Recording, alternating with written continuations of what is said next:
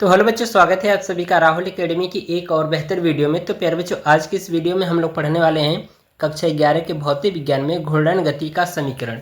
तो प्यारे बच्चों, इसके पीछे हम लोग पढ़े थे गति का समीकरण। उसमें ये था कि यदि कोई वस्तु एक नियत त्वरण से सरल रेखीय पथ पर गति करती है तो उसका वेग, विस्थापन तथा उसके समय के संबंध में एक समीकरण बताया गया है जिसको हम लोग कहते हैं गति का समीकरण।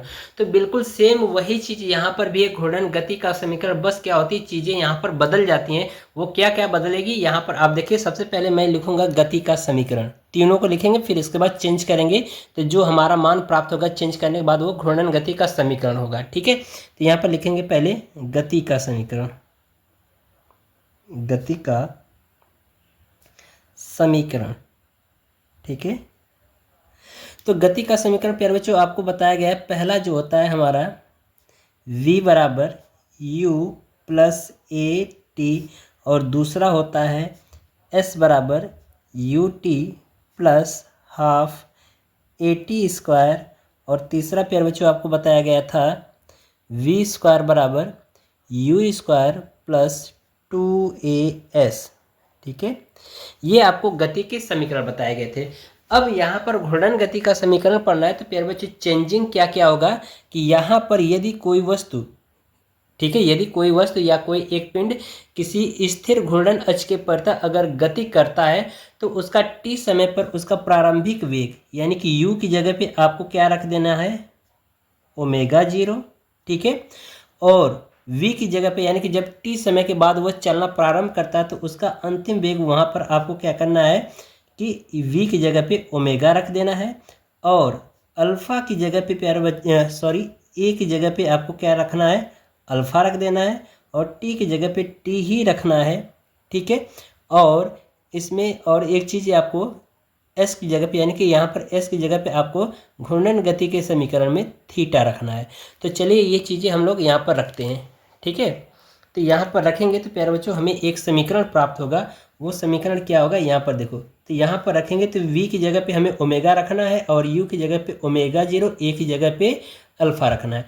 तो यहाँ पर रखेंगे तो ये हो जाएगा हमारा पहला समीकरण मिल जाएगा घूर्णन गति का, ओमेगा बराबर ओमेगा 0 प्लस a की जगह पे अल्फा रखना है, t की जगह पे t। तो ये हमारा घूर्णन गति का प्रथम समीकरण हो जाएगा। दूसरा प्यारे बच्चों क्या बन जाएगा, यहाँ पर देखो, तो s की जगह पे हमें क्या रखना है, थीटा रखना है, तो थीटा रख दीजिए, और u की जगह पे हमें ओमेगा 0 रखना है, तो ओमेगा 0 इंटू टी अब प्लस 1/2। अल्फा की जगह पे यहाँ पे यानी कि a की जगह पे हमें क्या रखना है, अल्फा रखना है, तो यहाँ पर अल्फा टी हो जाएगा। तो ये जो हमारा प्यारे बच्चों मिलेगा घूर्णन गति का द्वितीय समीकरण। और तीसरा क्या मिलेगा, यहाँ पर आप देखो, तो ये हो जाएगा v स्क्वायर है, तो यहाँ पर लिख देंगे ओमेगा स्क्वायर, अब बराबर यहाँ पे u स्क्वायर, तो यहाँ पे लिख देंगे ओमेगा 0 स्क्वायर, अब प्लस 2 अल्फा इंटू थीटा।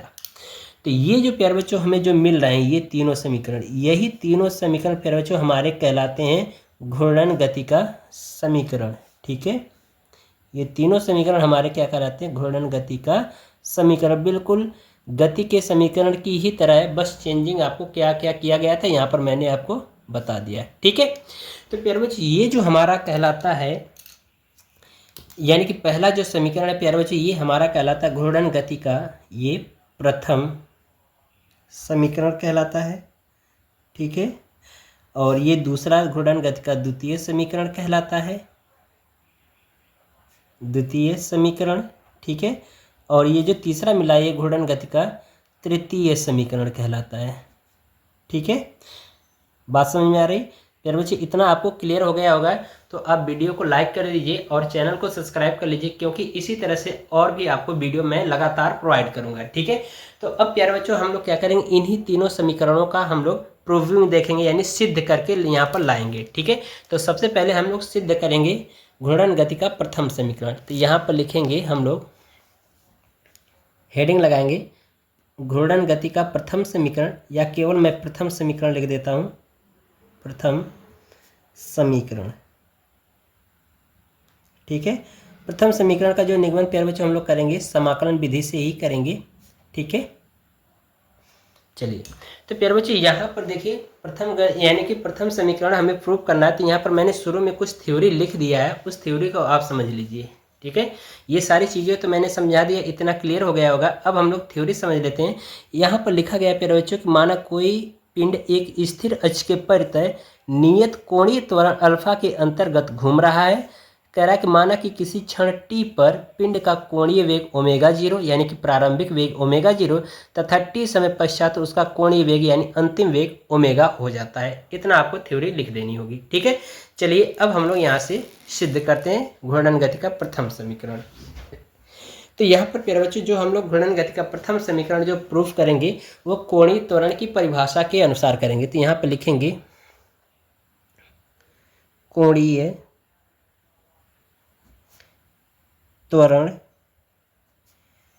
की परिभाषा से। ठीक है, कोणीय त्वरण की परिभाषा क्या होती है प्यारे बच्चों? फार्मूला होता है हमारा अल्फा बराबर डी ओमेगा बट्टे डी टी, ये होता है। तो हम क्या करते हैं, इस डी टी का इधर क्रॉस गुणा करा देते हैं। तो ये हो जाएगा प्यारे बच्चों हमारा डी ओमेगा बराबर अल्फा इंटू डी टी। तो यहाँ पर प्यारे बच्चों ये जो हमारा मान प्राप्त हुआ है ना, ये समीकरण, इसका हम लोग क्या करते हैं, दोनों पक्षों का समाकलन कर देते हैं। तो लिखेंगे दोनों पक्षों का समाकलन करने पर, दोनों पक्षों का समाकलन करने पर, दोनों पक्षों का समाकलन करने पर। ठीक है, तो चलिए यहाँ पर हम लोग समाकलन करते हैं। तो इसका समाकलन का ये चिन्ह बनाएंगे और यहाँ पे लिखेंगे डी ओमेगा। अब बराबर ये हो जाएगा समाकलन अल्फा इंटू डी टी। अब प्यारे बच्चे यहाँ पर हमें लिमिट बनानी होगी। तो देखो यहाँ पर हम मान लेते हैं ये कोई एक अक्ष है जिसके अक्ष के परितः ये कोई एक कण क्या हो रहा है, घूर्णन गति कर रहा है। ये एक्स और ये वाई बता देते हैं। ठीक है, ये इस तरह से घूर्णन कर रहा है, यानी कि इसको हम लोग कह देते हैं घूर्णन अक्ष। ठीक है, तो यहाँ पर प्यारे बच्चों मान लीजिए कि यहाँ से प्रारंभ में यहाँ से कोई एक कण मान लीजिए घूर्णन कर रहा है। ठीक है, तो इस यहाँ पर हम मान लेते हैं कि इसका कोणीय वेग यानी कि टी बराबर पर कह रहा है कि यानी टी बराबर जीरो पर कोणीय वेग ओमेगा जीरो, और कह रहा है कि जब टी समय बीत जाता है तो यानी टी समय पर इसका कह रहा है कोणीय वेग क्या हो जाता है, ओमेगा हो जाता है। तो यहाँ पर देखिए समय की लिमिट कहाँ से कहाँ जा रही है, जीरो से टी जा रही है, और जो कोणीय वेग है वो ओमेगा जीरो से ओमेगा तक जा रहा है। ठीक है, तो यही हमारी लिमिट बन जाएगी।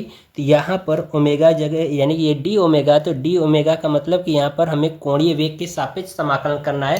तो यहाँ पर इसकी लिमिट बन जाएगी कहाँ से, ओमेगा जीरो से ओमेगा, यानी कि ये लोअर लिमिट हो जाएगी, ये अपर लिमिट हो जाएगी, यानी कि निम्न सीमा और ये उच्च सीमा। तो यहाँ पर लिख देंगे ओमेगा जीरो से ओमेगा, और टी बराबर जो समय जाएगा वो जीरो से टी जा रहा है, तो यानी ये हो जाएगा जीरो से टी, ये लिमिट बन गई।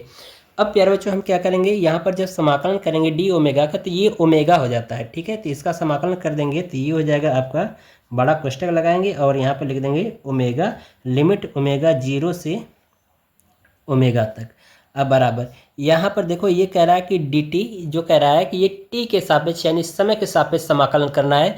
तो हम अल्फा को कांस्टेंट लेकर के बाहर निकाल देंगे, तो ये हो जाएगा अल्फा, और ये हो जाएगा समाकलन जीरो से टी डी टी, ये हो जाएगा। तो प्यारे बच्चों अब हम क्या करेंगे, यहाँ पर upper limit minus lower limit यहाँ पे पुट करेंगे। तो सबसे पहले उच्च सीमा रखेंगे ओमेगा की जगह पे एक बार, यानी कि इस ओमेगा की जगह पर एक बार ओमेगा यानी कि अपर लिमिट रखेंगे, फिर माइनस इस ओमेगा की जगह पे ये ओमेगा जीरो रखेंगे। तो ये हो जाएगा हमारा ओमेगा माइनस ओमेगा जीरो। अब बराबर यहाँ पर हो जाएगा अल्फ़ा, डी टी का समाकलन कर देंगे तो ये हो जाएगा टी, तो इसको भी पुट कर देंगे जीरो से टी। ठीक है, तो यहाँ पर इसको ऐसे सेम नोट कर लीजिए, तो ये हो जाएगा ओमेगा माइनस ओमेगा जीरो। अब बराबर ये हो जाएगा अल्फ़ा, एक बार इस टी की जगह पे टी रखेंगे, यानी इस टी की जगह पे ये वाला टी रखेंगे तो टी हो जाएगा, एक बार जीरो रखेंगे तो वो जीरो हो जाएगा, तो इसको ऐसे छोड़ देंगे। ठीक है, अब हम क्या करते हैं, ये जो माइनस ओमेगा जीरो इसको पक्षांतर करके इधर लाते हैं, तो ये हो जाएगा हमारा ओमेगा बराबर omega zero plus alpha T. तो प्यारे बच्चों देख रहे हो कि यही हमारा घूर्णन गति का प्रथम समीकरण प्रूफ हो जाता है। ठीक है, तो ये चीज़ समझ में आ रहा है। तो इस तरह से प्यारे बच्चों हमारा घूर्णन गति का प्रथम समीकरण सिद्ध हो गया। अब हम लोग घूर्णन गति का द्वितीय समीकरण सिद्ध करेंगे। ठीक है, तो यहाँ पर हेडिंग लगाएंगे द्वितीय समीकरण। ठीक है, यानी घूर्णन गति का द्वितीय समीकरण सिद्ध करेंगे। तो लिखेंगे द्वितीय समीकरण। ठीक है, तो प्यारे बच्चों यहाँ पर हम लोग घूर्णन गति का द्वितीय समीकरण प्रूफ करेंगे। तो ये जो सिद्ध होगा प्यारे बच्चों घूर्णन गति के कोणीय वेग से। ठीक है, तो यहाँ पर लिखेंगे कोणीय वेग की परिभाषा से। तो यहाँ पर लिखेंगे कोणीय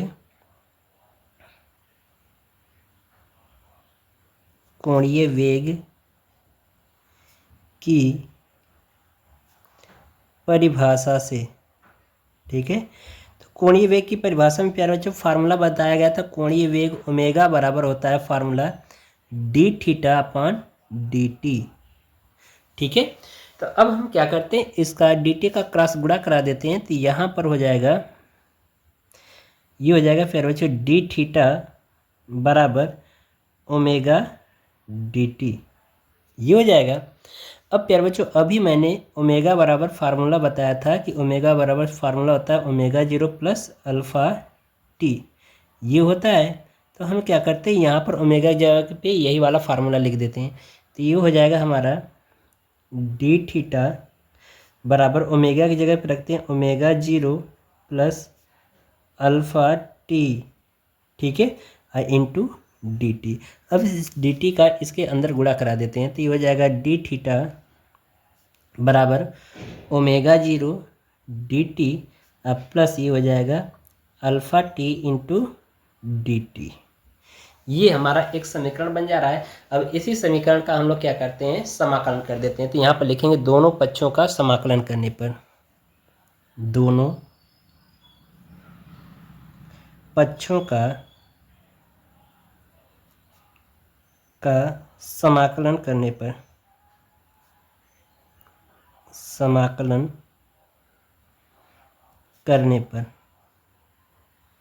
ठीक है, दोनों पक्षों का आप समाकलन कर दीजिए। तो ये हो जाएगा, यहाँ पर समाकलन का चिन्ह लगाएंगे डी थीटा। तो ये यहाँ पर देख रहे हो प्यारे बच्चों, ये जो थीटा हमारा कोण है, यानी कि कितना कोणीय विस्थापन हुआ है। तो ये कितना होगा, 0 से जब t बराबर 0 होगा समय, तो उस पर कोणीय विस्थापन इसका कितना होगा, 0 होगा। और जब t बराबर यानी t सेकेंड पर जब गति करना शुरू कर दे रहा है तो कोणीय विस्थापन वो कितना मान लेते हैं, थीटा। ठीक है, अब ये हो जाएगा बराबर, यहाँ पर कह रहा है डी टी। ठीक है, तो यहाँ पर डी टी लिखेंगे। तो यानी कि समाकलन चिन्ह लगाएंगे ओमेगा 0 और ये डी टी। तो डी टी कह रहा है समय के सापेक्ष करना, तो इसका समय के सापेक्ष लिमिट हो जाएगी 0 से टी प्लस ये हो जाएगा समाकलन alpha T into D T. तो ये भी कह रहा है समय के सापेक्ष, यानी डी टी का मतलब क्या होता है, समय के सापेक्ष समाकलन करना। तो ये भी 0 से टी, ये हमारी लिमिट हो गई। अब हमें क्या करना है, समाकलन कर देंगे। तो प्यारे बच्चे इसका जब समाकलन करेंगे ना डी थीटा का, तो थीटा हो जाएगा। तो एक बार अपर लिमिट एक बार लोअर लिमिट रखेंगे। तो जहाँ पर थीटा होगा एक बार थीटा रखेंगे, फिर एक बार जहाँ पे थीटा होगा वहाँ पर 0 रखेंगे। तो हमें क्या प्राप्त होगा, थीटा ही प्राप्त होगा। तो यही लिख देते हैं यहाँ पर, इसको डायरेक्ट थीटा। यहाँ पर कह रहा है समय के सापेक्ष समाकलन करना है, तो ओमेगा को बाहर ले लेंगे। तो हो जाएगा ओमेगा 0 और डी टी का समाकलन कर देंगे तो हो जाएगा टी, और ये हो जाएगा लिमिट 0 से टी। अब प्लस, अब यहाँ पर देख रहे हो प्यारे बच्चे, ये कह रहा है डी टी के सापेक्ष, यानी कि टी के सापेक्ष समाकलन करना है। तो हम उस पद का करेंगे जो टी वाला पद होगा, उस पद के सापेक्ष। ठीक है, समाकलन। तो यहाँ पर टी वाला पद है, तो अल्फ़ा हमारा क्या होगा, कांस्टेंट होगा, क्योंकि टी समय है और अल्फ़ा हमारा कोणीय त्वरण है। तो इसको हम कांस्टेंट लेकर के बाहर ले लेंगे। तो ये हो जाएगा अल्फ़ा, और यहाँ पर इसका टी का जब समाकलन कर देंगे तो इसके ऊपर कुछ घात नहीं रहती, तो एक मानते हैं और एक अपने मन से जोड़ देंगे, तो टी स्क्वायर हो जाएगा। और जितनी घात प्राप्त होगी उतने से भाग दे देंगे। तो ये हो जाएगा हमारा समाकलन 0 से टी की लिमिट। ठीक है, तो अब हम क्या करेंगे, इसी का विस्तार करेंगे। ठीक है, तो यहाँ पर देखिए लिखेंगे थीटा बराबर ओमेगा 0, और एक बार टी की जगह टी रखेंगे तो ये हो जाएगा ओमेगा 0 टी, और 0 रखेंगे तो उसको छोड़ दो क्योंकि वो पद पूरा 0 हो जाता है। अब प्लस इसको हम लोग 1/2 के रूप में बाहर ले लेते हैं, और ये अल्फ़ा हो जाएगा। और टी की जगह टी स्क्वायर की जगह पे टी रखेंगे तो टी स्क्वायर ठीक है। और एक बार -0 रखेंगे तो -0 यानी पूरा 0 हो जाएगा। तो इस तरह से प्यारे बच्चों हमारा क्या हो जाएगा, द्वितीय समीकरण प्राप्त हो जाएगा घूर्णन गति का। ठीक है, तो ये चीज़ समझ में आ रहा है प्यारे बच्चों। आशा करते हैं आपको हर एक चीज़ समझ में आ रहा होगा प्यारे बच्चों। अगर थोड़ा सा भी डाउट होगा तो एक बार वीडियो को बैक करके पुनः दोबारा देखिएगा, हर एक चीज़ें क्लियर हो जाएंगी आपको। ठीक है, चलिए अब हम लोग यहाँ पर प्रूफ करेंगे घूर्णन गति का तृतीय समीकरण। तो यहाँ पर हेडिंग लगाएंगे तीसरा, घूर्णन गति का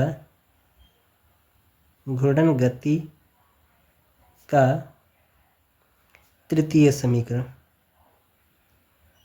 घूर्णन गति का तृतीय समीकरण। ठीक है, इसको हम लोग प्रूफ करेंगे।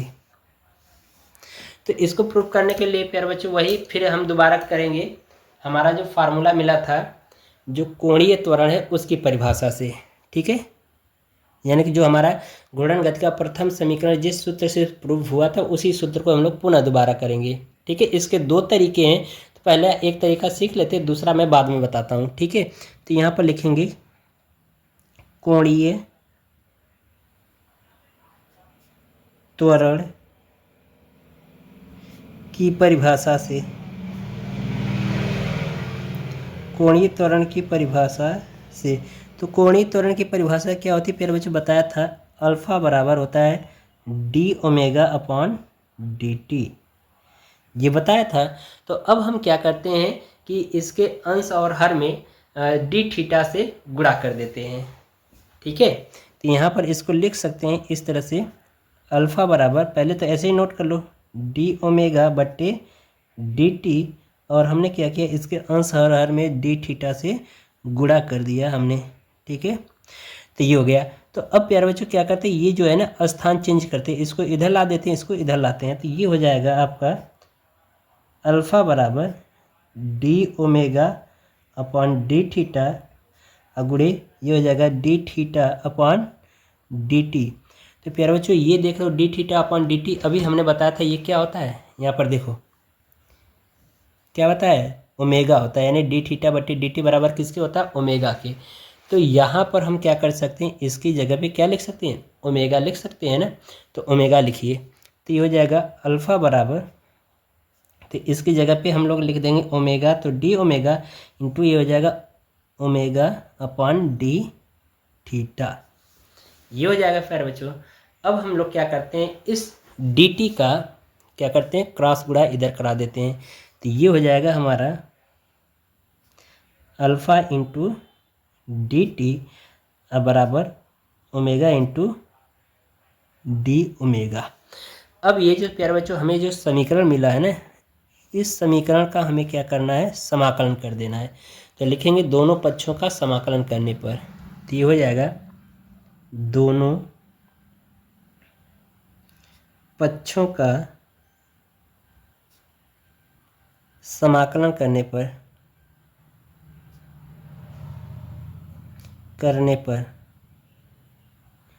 ठीक है, दोनों पक्षों का आप समाकलन कर दीजिए, तो ये हो जाएगा समाकलन अल्फा इंटू dt बराबर समाकलन ओमेगा इंटू d ओमेगा। तो यहाँ पर कह रहा है कि कोणीय वेग के मतलब कोणीय वेग के सापेक्ष समाकलन करना है, तो यहाँ पर ओमेगा के लिए लिमिट बन जाएगी ओमेगा 0 से ओमेगा, और यहाँ पर समय के सापेक्ष समाकलन करना तो इसकी लिमिट हो जाएगी 0 से t तक।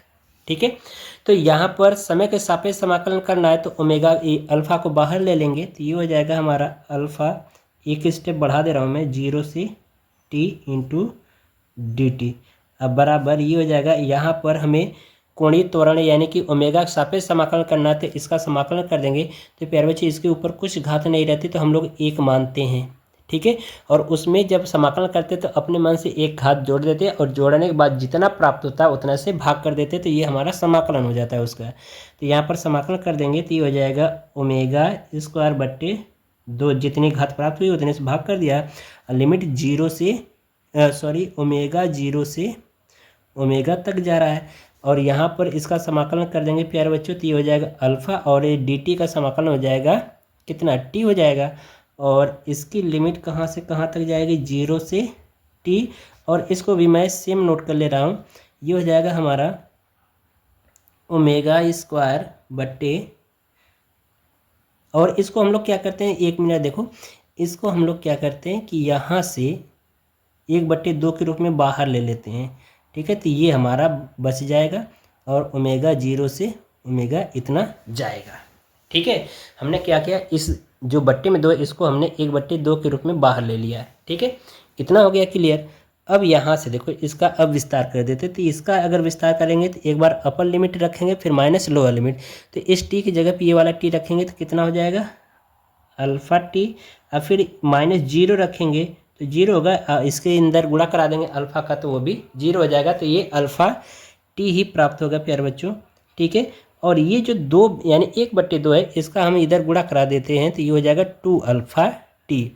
अब बराबर यहाँ से देखो, अब एक बार ओमेगा की जगह पे, ओमेगा स्क्वायर की जगह पे ओमेगा रखेंगे अपर लिमिट, तो ये हो जाएगा ओमेगा स्क्वायर, और माइनस एक बार इस ओमेगा की जगह पे ओमेगा 0 रखेंगे तो ओमेगा 0 स्क्वायर हो जाएगा, ठीक है।